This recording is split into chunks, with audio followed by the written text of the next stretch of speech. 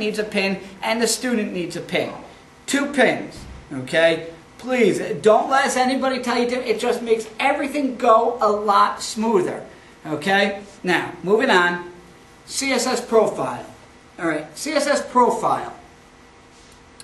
All right, this form, has anybody done the FAFSA? What did you think of it? It's a pain in the neck. It's a pain in the neck. What did you think about it? It is a grueling process. Okay. The FAFSA, listen, it's not brain surgery, right? I mean, you don't have to be a rocket scientist. It's not comfortable, okay? If you have no experience in finances, no experience in taxes, it's not fun. I compare a FAFSA, you go to a dentist, you get a teeth cleaning. It's not fun. It's 45 minutes. It's uncomfortable. Nobody likes it. CSS profile, if you like the FAFSA, CSS profile is like a colonoscopy. Okay? Has anybody done this form? Have you done the CSS profile? I'm not wrong about that, right? You're not wrong. The CSS profile, they go a lot deeper into your situation. First of all, it's not free like the FAFSA is. It's I think $9 registration fee, $15 or $16 per school. Okay? So you have to pay for it, which, one way or the other, I'm not going to get into. All right? This is the institutional method. But when you fill out this form, it is a lot more detailed. They want to know where the parents work, how long they've worked there, where the students go to school, how much you pay for it, all kinds of different things. But it gets very difficult when it starts asking you about your income. All right? When it starts asking you about your income, and remember, you're doing this, you could do the CSS profile before January 1st. So let's say you're doing it January 1st. How many of you have your taxes done on January 1st? Nobody, right? So how are you supposed to do these forms, right? If you listen to you have to do your taxes, right? What's one of the first questions they ask you? Basically, are you estimating, right? Are these actual numbers, or are you estimating? The FAFSA is, a little bit more wordy, but you use estimated numbers. What I do is I get a client's December pay stub, last year's taxes, and you could basically have a good estimation of the income. Now, you don't want to go crazy, okay? You want to come as close as you can, because they are going to ask for your taxes, and you are going to need to update this. So don't go crazy. Don't think you're getting away with something because you're estimating. You're not. You're not going to get away. Come as close as you possibly can, okay? First thing you have to do, I'm backtracking, is you have to determine if your school requires this. Go to the College Board's website and it'll have a list of schools that require it.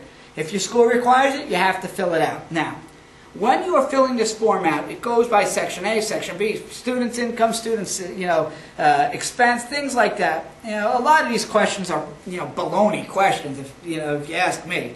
And some of them have, why are they even asking it? The actual question, how much do the parents think that they're going to be able to pay for college? That's a question on a financial aid form. Now, can you get this question wrong? No. So what do you put down? Well, sometimes I do, but I put something very, very low. I don't think I've ever put anything over $5,000 on that question. But now, when you come to the income, picture your tax return in your head. Picture the first page of your tax return where it says your names and social security numbers, and then it's going to have your numbers, your income numbers. It's going to say wages, interest income, dividend income, blah blah blah, all the way down to adjusted gross income, right? Virtually the same thing on the CSS profile. Okay. Now remember, you're estimating this, so it's a little bit harder. Now, that's not the hard part, okay? The next part is going to say parent 1 earned income, parent 2 earned income. They've already asked for your wages, parents' wages. They don't say parent 1 wages, they just ask parents' wages. What's the difference between earned income and wages? They're asking it, so there's probably a difference, right? You would imagine. Well, the difference is this. Your earned income is your salary. Let's say you make $100,000. That's your earned income. If you contribute $10,000 to a pre-tax retirement account, 401k, 403b, $90,000 is your wages. Now, you don't want to get them wrong because that's a big deal. Okay? It's not the hard part. Okay, a few more questions down. They're going to ask, how much did you contribute to a pre-tax retirement account? Now, if all three don't add up, what's going to happen is they are going to what's called red flag you. All right? If they red flag you, what's going to happen is you're going to get a letter from the school. It's going to say, we have found an error or an inconsistency on your financial aid form. Please send us your tax returns within 10 days of the date of this letter. Letter's dated 5 days ago. So now you're scrambling to get your taxes done. Whatever. Get that done, you send it in. All right? You're waiting and waiting and waiting. Finally, you had enough. You call the school up. If you get through to them, they'll call you back, in a week or so. So now it's about 3-4 weeks and say, oh yeah, Mr. and Mrs. Jones from Sussex County, New Jersey. We've resolved your error, but we have run out of money. What do you say then? Go out to the money tree in the back and get some more? No. Once they have run out of money, they have run out of money. Whether you believe them or not, what do you say? You never want to hear them say that to you. Never be put in that position that they can say that to you. Never be put in a position to be red flagged. Always have these forms done on time, correctly, the first time. And what's very important about these forms, consistency. If you put $65,000 of adjusted gross income on the FAFSA, make sure it's $65,000 of adjusted gross income on the CSS profile. On any other form, consistency. I mean, think about it. If you're the school and you see, oh, this guy, wrote $70,000 of adjusted gross income on this, 65 on this, what is it? They're going to, that's, legitimately, they're going to red flag you. Okay? So you have to be very, I don't want to use the word meticulous, but, you got to be good here. For the third time, some schools will send you their own financial aid form. It may be in the admissions package.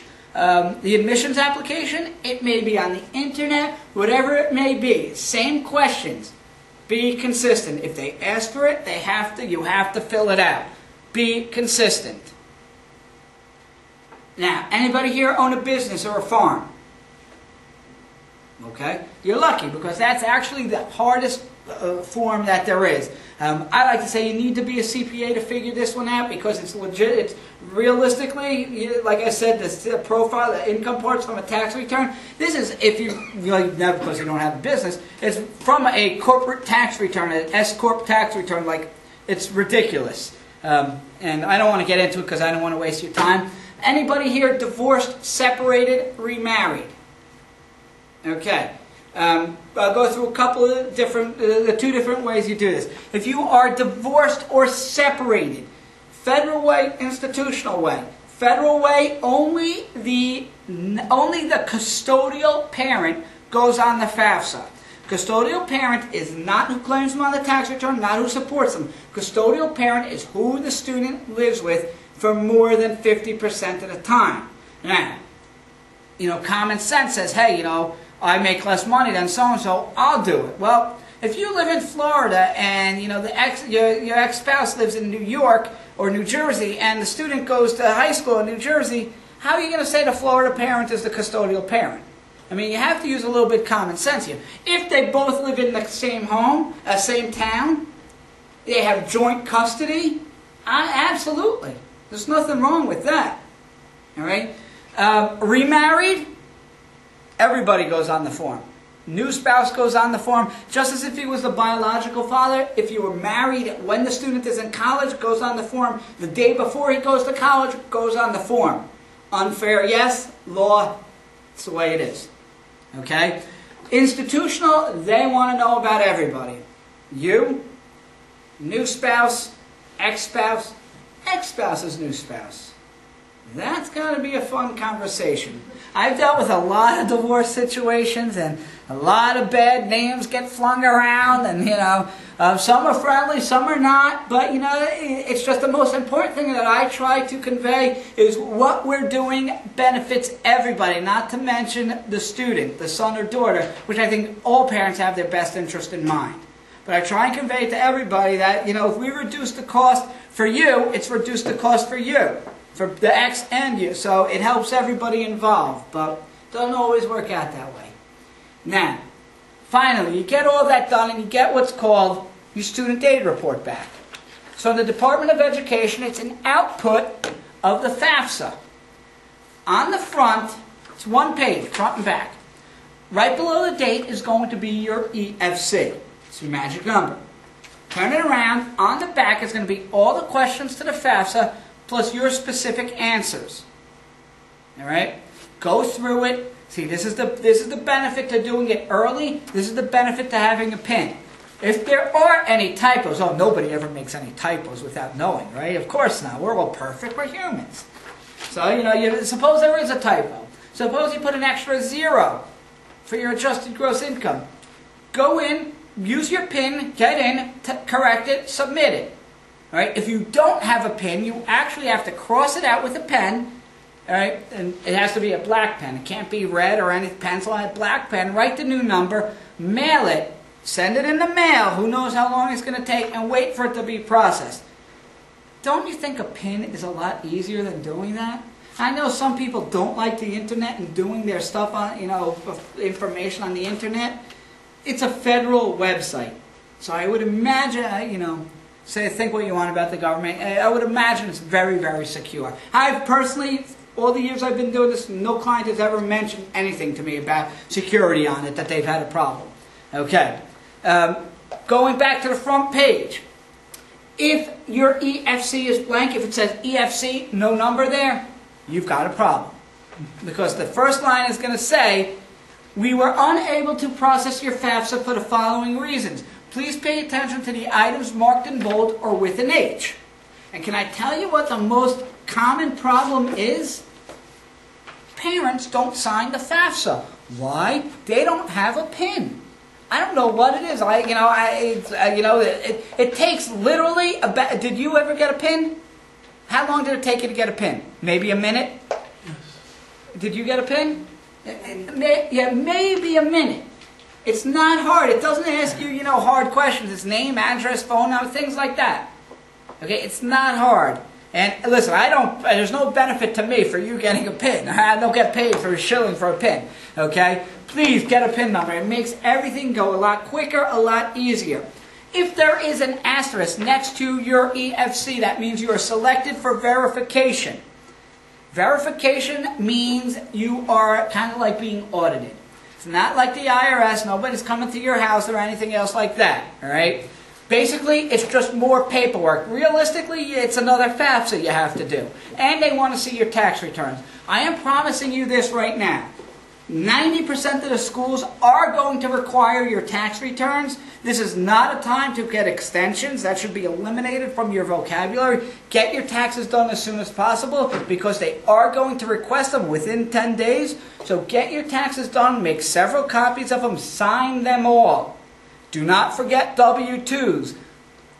I don't know, the W-2s and taxes are separate. They will say W-2s and taxes, but, parents send them to me. Will say, oh, I thought the W-2s were in there. No, they're not. You actually have to put them in there. Schools want them all, so make sure you get all those copies, okay? Moving on. Finally, you get your award letter. All right? Your award letter is a simple piece of stationery. It's not parchment paper. It's not laminated. Nobody's ringing your doorbell saying congratulations. The most important thing that you have to know about your award letter, it's not written in stone. All right? How many of you in here, before you sat down, I even said the word before, knew that you could actually appeal or negotiate your award letter? I know you did because Carnegie Mellon's big on that. Okay?